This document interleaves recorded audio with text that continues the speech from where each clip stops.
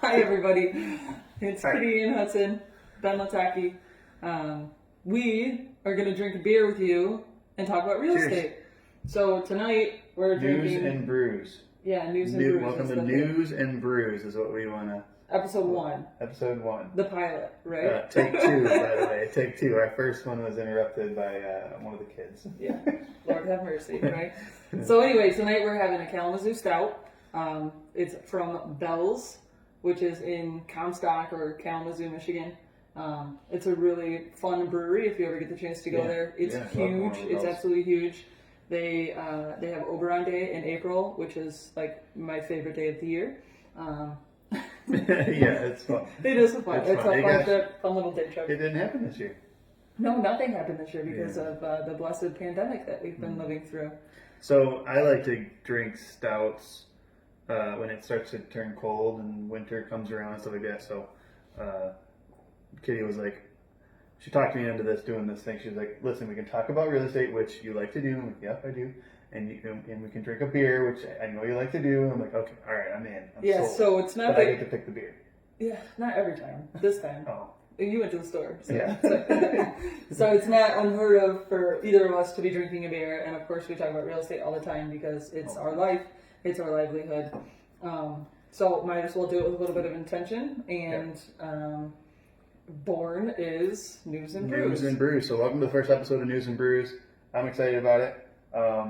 Kittyanne, you got all kinds of things on your mind because we've been kind of chit-chatting all day. Like, I don't know, what are you going to talk about? And you got all kinds of stuff. Well, I've been brainstorming this idea for like maybe a little over a year. I really wanted to roll it out in 2020, and that just kind of got paused. Before I knew it, we were at home in a shutdown order and not able to do much real estate for that 6 or 8 weeks. That 6 weeks that we were off. You really wanted to do it in public, like let people come and talk about real estate. I would still like to do that eventually. I think it'd be really cool to team up with a local brewery, like maybe Agma that's opening soon, or over here at Ironbark or 127 or something, even Grand River, and be able to chit-chat about real estate in person and just kind of get some of those questions that I feel maybe have gone unanswered this year because we haven't had a lot of face-to-face time.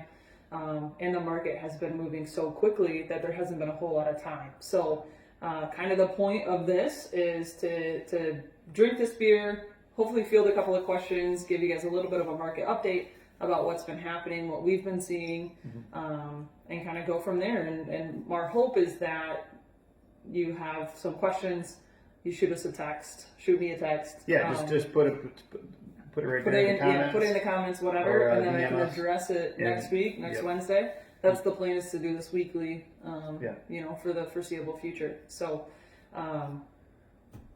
So, one of the main things you wanted to talk about was COVID and the shutdown, and how it's affected our market. And then, so, I mean, you're in the field every single day. How? Yeah. So, I mean, how are you feeling the effects of this? Well, I think we were all really nervous and really scared that we were going to get, when we did get shut down, that we were just going to come back and it was going to be an empty plate, like there was going to be nothing for us to do. And that didn't happen. So we were off and unable to show houses, no open houses, pretty much no face-to-face contact like for a lot of industries out there. For about 6 weeks, we got to go back to work, and I think it was May 7th, May 5th, one of those dates. I'm getting them confused, but we were able to go back to work, and when that day, it was like the floodgates just opened up. And so it made for, instead of a really hot spring market, we had this fantastic summer market, and it's just infiltrating right into the fall market and what's soon to be the winter market. Historically, we see a little bit of a drop in sales and in sale prices going into the colder months, and I'm not seeing that at all. No. So when this pandemic hit, and home sellers are scared, honestly, to have their house on the market. They don't want strangers getting out of their houses. And then the governor shut down all of our business. I remember thinking our number of houses that we saw this year is going to take a huge hit. I remember predicting like a 50% drop in units sold. And the only place we've really seen that big drop is in inventory. So like everything that's hitting the market is selling, and most of the time for 100% of list price in the Jackson market anyway. But we only have so many houses that we can sell. So it makes it for a really tough market for buyers and a fantastic market for our sellers. I mean, fantastic market for our sellers. And so when we were thinking about that kind of a drop in units, we've been obviously focused on that, paying attention to that, and we've caught back up. We're still down just a touch, but I think by the end of this year, because what you said, it's like the market shifted down just a few months on the calendar. And when we normally slow down in November and December, I feel like we're not going to hit that slowdown. We can't slow down. There's no time to slow down this year. It's just going to be I think we're still probably going to end up. I'd probably predict 10% down as far as units sold. Average sale price though, you were just looking that up. That's up. Yeah, like 6.5% over last year, and even more than that if we go back 2 or 3 years in the past. So average sales price right now in Jackson County is $186,000. Like that's phenomenal. Yeah, those pricing. are good numbers. Just last year we were at $168,000. The year before that, $155,000. The year before that was like $149,000. I mean, we've just historically seen this growth over the last 4 years that we're super thankful for. And surprised by this year, especially with just the way that 2020 has been for all of us, right? Mm-hmm. And so that's been really good to see, and we're hoping that, I know that I'm hoping, and our sellers are hoping, our buyers are hoping that market trend will just continue. So we'll see that hopefully we'll get a little bit more inventory out there on the market in the coming months. And that's happening. I mean, we're starting to see more inventory, and we're starting to see it soften up for the buyers. I mean, even just 3 months ago was harder to be a buyer than it is today. Yeah, we still see on the buyer side, we still see super competitive offers in order to win. We're in a lot of multiple offer situations where we're trying to be as creative as possible in order to get that contract accepted by the seller.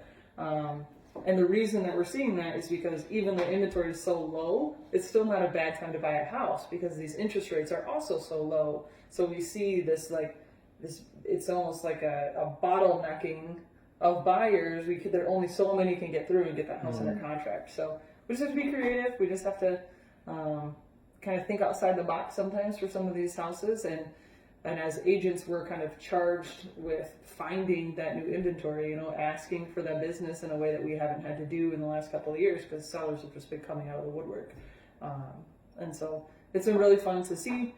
And the climate of the market in general is just fire. Like it's super hot. It's not as temperamental as the Michigan weather is, and that brings its own whole full set of challenges.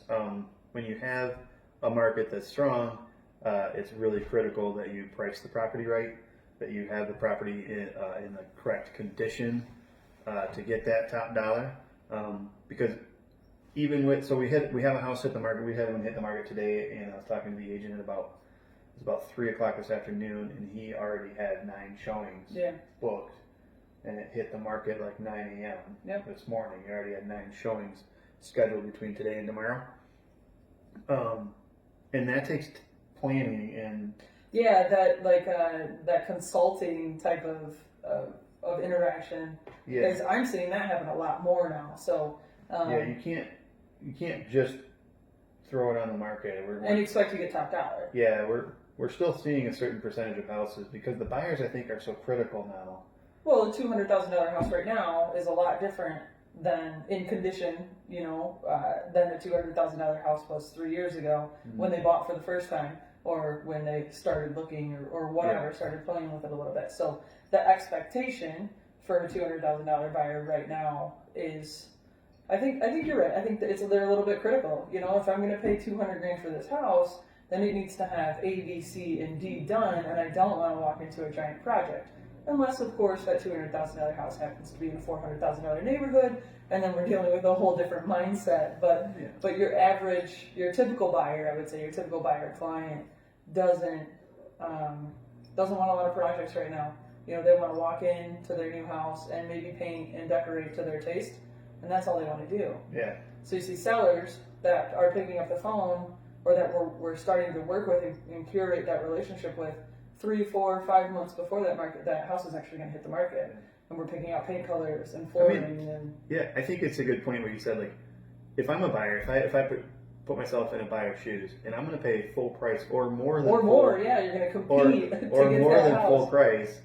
My psychology is it better be everything I want. It more. better be perfect. Check. Like it has to check all of the boxes. Yeah. Whereas when it's not at such a hot market, I think your psychology of a buyer is, well, I can deal with some things because I'm going to get it for 2, 3, 4%, 5%. Yeah. So price. I would say that 5% window that we talk about a lot between list price and sales price it's gone.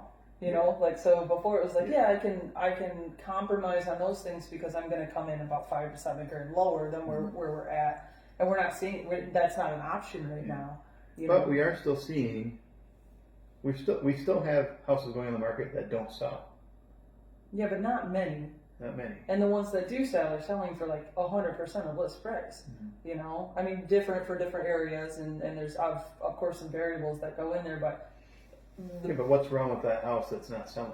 Well, there's only 3 things that can ever be wrong with that house, right? Condition, location, or the price.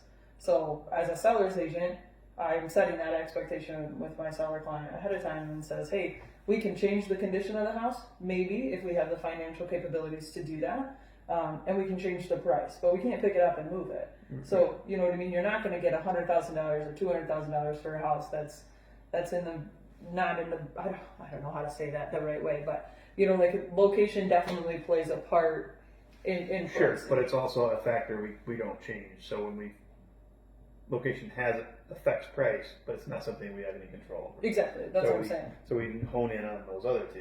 Right, that's where comps come in and everything else, So if we can have the best house on the block, but if it's not a great block, then it's still not a great block. Yeah. So. Yeah. So that's what we're seeing. Like occasionally, you still need to hit that market at the right price, because if your price is wrong or if your condition is wrong, we're running into issues occasionally. And it's really just the clients that don't really want to pay attention, or just the people that want a fast sale.